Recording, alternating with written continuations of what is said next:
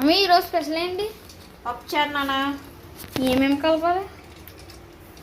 పప్పుచారు, చింతపండు, నీళ్లు పోసేది, కారం వేసుకోవాలి, తర్వాత సరిపడిన ఉప్పు, ఉల్లిపాయ, టమాటా. సింపుల్గా పప్పుచారు ఇంట్లో ఎలా తయారు చేసుకోవాలో నేర్చుకో, సరేనా? పప్పు ఆల్రెడీ నేను ఉడకబెట్టేసాను. ఉడకబెట్టేసి ఉప్పు, కారం, చింతపండు పులుసు, ఉల్లిపాయ, టమాటా ఇది మరిగిన తర్వాత ఉడికిందా? ఇప్పుడు మనం ఆయిల్ వేసుకోవాలి.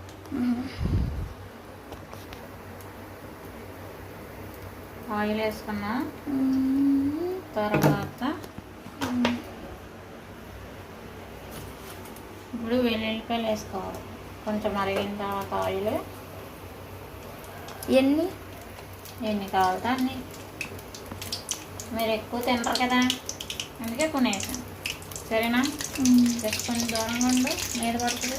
వంట చేసినప్పుడు చాలా జాగ్రత్తగా ఉండాలి. ఇది ఫ్రై అయిపోయిన తర్వాత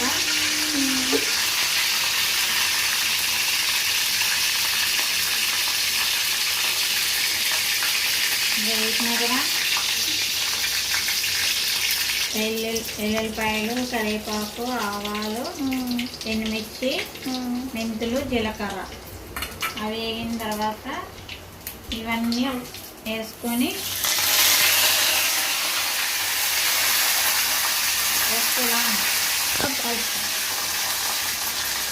ఇదినా ఇప్పుడు ఇది కట్టేసి జస్ట్